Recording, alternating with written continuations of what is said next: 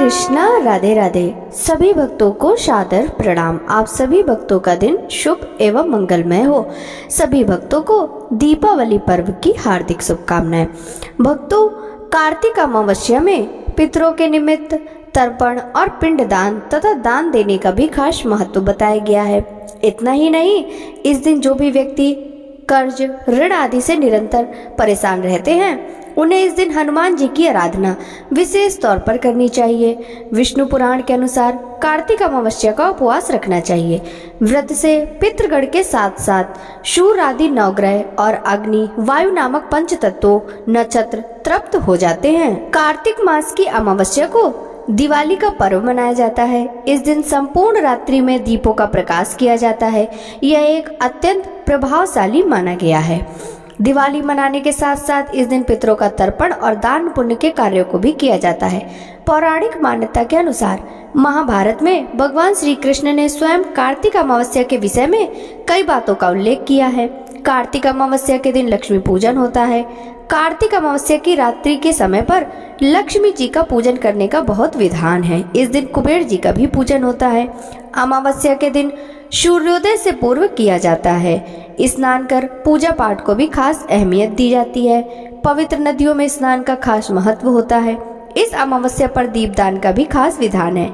यह दीपदान मंदिरों, नदियों के अलावा आकाश में भी किया जाता है। ब्राह्मण भोज, गाय दान, तुलसी दान, आंवला दान तथा अन्न दान का भी महत्व होता है। दीपदान का महत्व राम के अयोध्या लौटने की खुशी को व्यक्त करता है, साथ ही पितरों को मार्ग भी दिखलाता है। इन दोनों ही संदर्भ में कार्तिक मास में दीपक जलाने की परंपरा प्राचीन काल से चली आ रही है। कार्तिक अमावस्या के दिन में तुलसी की पूजा का खास महत्व है। मान्यता है कि तुलसी पूजा से भगवान विष्णु का आशीर्वाद प्राप्त होता है। तुलसी की पूजा कर भक्त भगवान विष्णु को भी प्रसन्न करते हैं। इस महीने अमावस्या के दिन स्नान के बाद तुलसी और सूर्य को जल अर्पित किया जाता है, पूजा अर्चना की जाती है। तुलसी के पौधे का कार्तिक अमावस्या में दान भी दिया जाता है।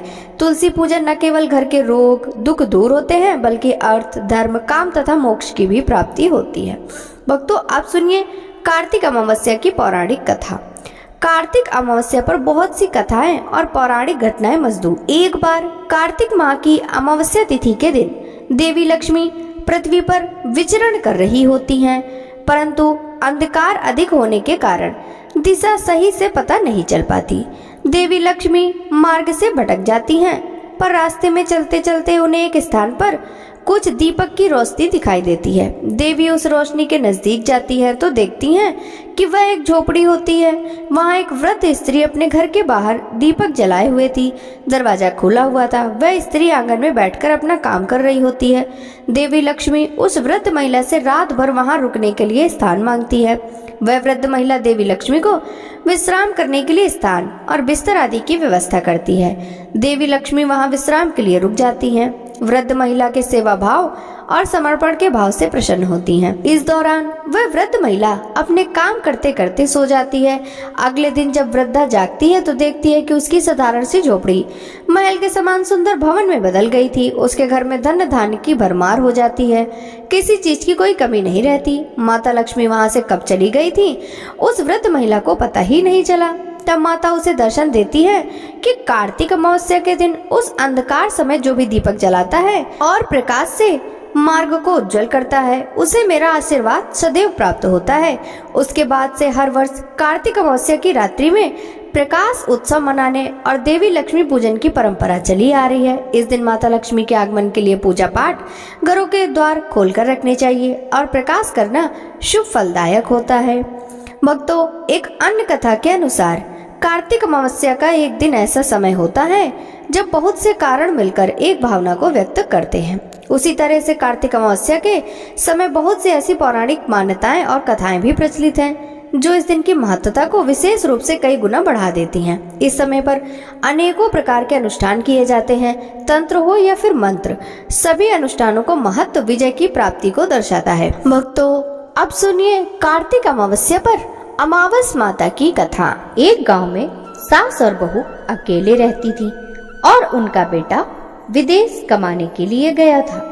सास और बहू बहुत अच्छे से रहते थे। दोनों एक दूसरे की देखभाल करती थी। एक दिन बहू ने खाना नहीं खाया तो सास ने बहू से पूछा, बहू आज तुमने खाना क्यों नहीं खाया? तब बहू ने कहा, सासू माँ आज मेरा अमावस्या का व्रत है, इसलिए मैंने खाना नहीं खाया। तब सासू माँ ने कहा कि बहू ये व्रत क्या होता है और ये व्रत करने से क्या फल मिलता है, मुझे भी समझाओ। तब बहू ने कहा कि सासू माँ अमावस्या का व्रत करने से बहुत पुण्य मिलता है, घर में अन्न धन बना रहता है, सुख शांति रहती है तथा अटल सुहाग मिलता है और पुत्र प्राप्ति होती है। इस व्रत में प्रत्येक वर्ष अलग अलग खाना खाया जाता है और विष्णु भगवान के मंदिर में चढ़ावा चढ़ाया जाता है या फिर किसी ब्राह्मण को दान दिया जाता है। इस व्रत में पहले साल शक्कर, घी और चावल से बना खाना खाया जाता है।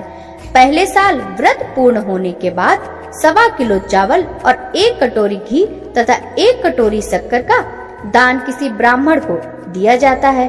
दूसरे साल जौ, घी और शक्कर से बना खाना खाया जाता है। जब दूसरे साल व्रत पूर्ण हो जाए तो 1 किलो जौ, 1 कटोरी घी और 1 कटोरी शक्कर किसी मंदिर में चढ़ाएं या फिर किसी ब्राह्मण को दान देना होता है। तीसरे साल गुड़, तिल और घी से बने व्यंजन खाने चाहिए। जब तीसरे साल व्रत पूर्ण हो जाए तो आधा किलो तिल, गुड़ तथा 1 कटोरी घी किसी मंदिर में चढ़ाया जाता है या फिर किसी ब्राह्मण को दान दिया जाता है। इसे ही अमावस्या व्रत कहा जाता है। फिर बहू ने कहा कि इस व्रत का अगर संकल्प लेते हैं तो इसे पूरा करना जरूरी होता है। अगर पूरा नहीं कर सकते तो घर में झगड़ा होता है और अशांति आती है। तब सासू ने कहा, मेरी तो उम्र हो गई है, लेकिन तुम यह व्रत करो। और बहू इस व्रत का आरंभ करती है। लेकिन एक दिन बहू ने किसी के कहने पर गेहूं से बनी रोटी खा ली और अमावस्या माता इस बात से नाराज हो गई। जो सास और बहू बहुत ही प्यार से रहती थी, इन दोनों में झगड़े होने लगे।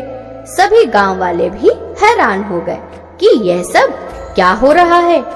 सास अपनी बहू से कहने लगी, तुम जब से हमारे घर में बहू बनकर आई हो तब से हमारे घर की लक्ष्मी चली गई, तुम हमारे लिए शुभ नहीं हो। तब बहू ने कहा कि आपके घर की लक्ष्मी चली गई है तो कहाँ मिलेगी, मुझे बताओ, मैं लक्ष्मी को लेकर आऊंगी। तब सासू ने कहा कि लक्ष्मी तुमको समुद्र के बीच में भगवान विष्णु के पैर दबाते हुए मिलेंगी। तब बहू यह कहकर चली जाती है कि अब जब तक मैं लक्ष्मी को लेकर नहीं आऊंगी तब तक इस घर में पैर नहीं रखूंगी। इतना कहकर बहू लक्ष्मी की खोज में निकल जाती है। जब बहू लक्ष्मी को खोजने के लिए निकलती है तब उसे बीच रास्ते में एक गाय माता मिलती हैं। वह बहू से पूछती हैं कि आप कहाँ जा रही हो। तब बहू ने कहा, हे गाय माता, मेरी सासू माँ मुझे कहती हैं कि मेरे आने से उनके घर में अन्न धन की कमी हो गई है और उनके घर की लक्ष्मी चली गई है, तो मैं लक्ष्मी को लेने जा रही हूँ। तब गाय माता ने कहा, हे बेटी, अगर तुम जा ही रही हो तो भगवान से मेरे बारे में भी पूछ लेना। तब बहू बोलती है कि ठीक है गाय माता, बताओ, आपके बारे में भी पूछ लूंगी। तब गाय माता बोलती हैं, मेरा जब भी बछड़ा होता है वह मर जाता है, जिंदा नहीं रहता। तुम भगवान से पूछ लेना कि मेरे साथ ऐसा क्यों हो रहा है, मैंने कौन से कर्म किए हैं। तब बहू बोली, गाय माता, मैं आपके बारे में जरूर पूछ लूंगी। यह कहकर बहू आगे बढ़ती है।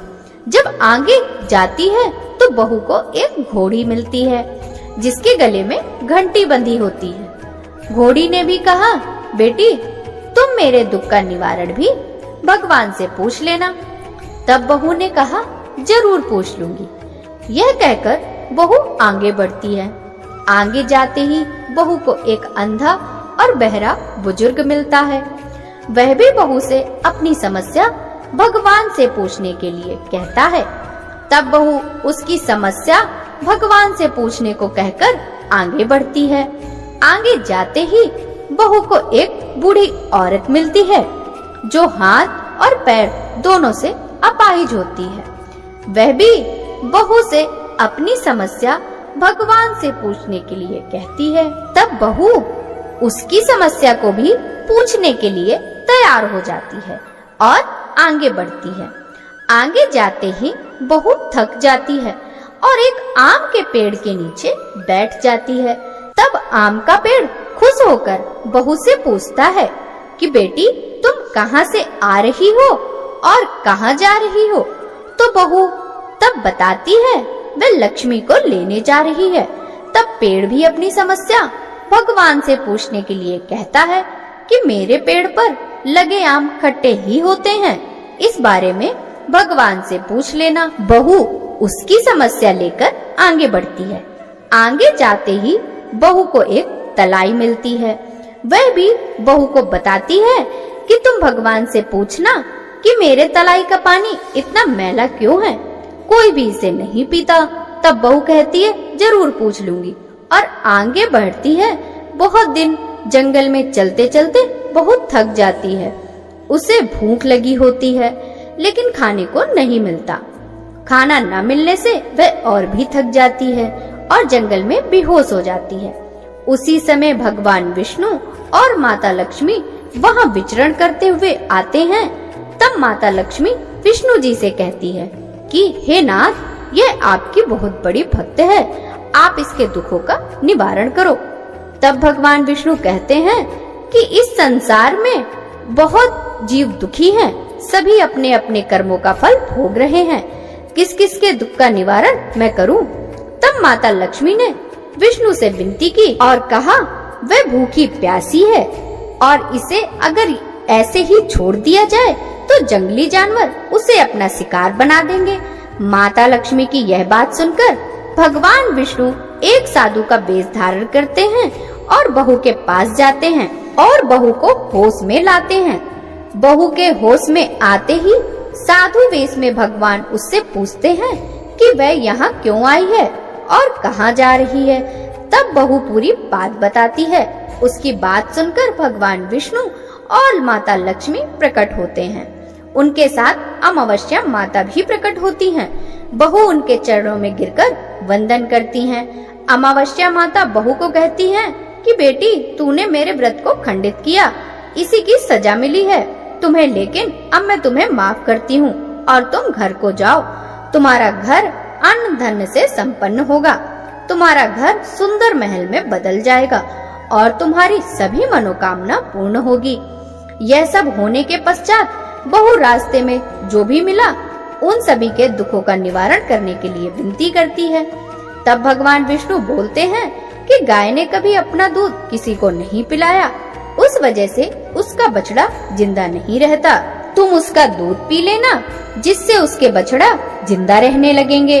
घोड़ी पिछले जन्म की आटा पीसने वाली महिला थी। वह किसी को आटा पीस के नहीं देती थी, इसीलिए उसके गले में चक्की के पाट बंधे हुए हैं। तुम उसके पाट खोल देना, वह बिल्कुल ठीक हो जाएगी। बुजुर्ग कभी भगवान के मंदिर नहीं गया और न ही उसने कभी भगवान के भजन सुने। तुम उसको मंदिर ले जाना और दर्शन करवा देना, वह भी ठीक हो जाएगा। बुजुर्ग महिला जो थी उसने कभी अपनी जवानी में दान पुण्य नहीं किया, इसलिए उसे यह सजा मिली है। तुम उससे दान करवा देना तो उसकी विकलांगता दूर हो जाएगी। उस आम के पेड़ ने कभी किसी बच्चे को आम नहीं खाने दिए, इसलिए उसके सभी आम खट्टे होते हैं। तुम उस पेड़ का आम खा लेना, फिर उस पेड़ पर मीठे आम आएंगे। तलाई का पानी पिछले जन्म में देवरानी जेठानी था, वह हमेशा झगड़ती रहती थी, इसलिए उसका पानी मैला है। तुम उसका पानी पी लेना, उसकी तलाई भी शुद्ध हो जाएगी। बहू ने भगवान विष्णु, माता लक्ष्मी और अमावस्या माता को नमन करके घर जाने के लिए निकलती है और रास्ते में जो मिला उन सभी की समस्या भगवान के कहे अनुसार दूर करती रही। सभी उसे आशीर्वाद देते रहे। घर जाते ही उसका घर एक सुंदर महल में परिवर्तित हो जाता है तथा घर में अन्न धन भरा मिलता है। अब बहू सासू से कहती है कि सासू माँ, आपने सच कहा था, मैं आपके लिए शुभ नहीं हूँ। मेरे जाने से ही आपके घर में लक्ष्मी आई है। अब आप यहाँ रहें, मैं मरने जा रही हूँ। तब सासू ने कहा कि बेटी, यह सब तुम्हारे अमावस्या व्रत का फल है जो हमें मिला है। तुम यहाँ पर ही रहो, कहीं नहीं जाओगी। और सास बहू खुशी खुशी रहने लगी। एक दिन उसका बेटा भी विदेश से लौट आया और घर में यह सब देखा। तब उसकी माँ ने सब बात उसे बताई। इस तरह वह लोग खुशी खुशी रहने लगे। हे अमावस माता, जिस प्रकार आपने सास बहू की मनोकामना पूर्ण करी, उसी प्रकार आप सभी भक्तों की मनोकामनाएं पूर्ण करना। सबके घर अन्न धन के भंडार भरना। कथा कहने वाले, कथा सुनने वाले और हुंकारा भरने वालों के भी अन्न धन के भंडार भरना। प्रेम से बोलिए अमावस माता की जय।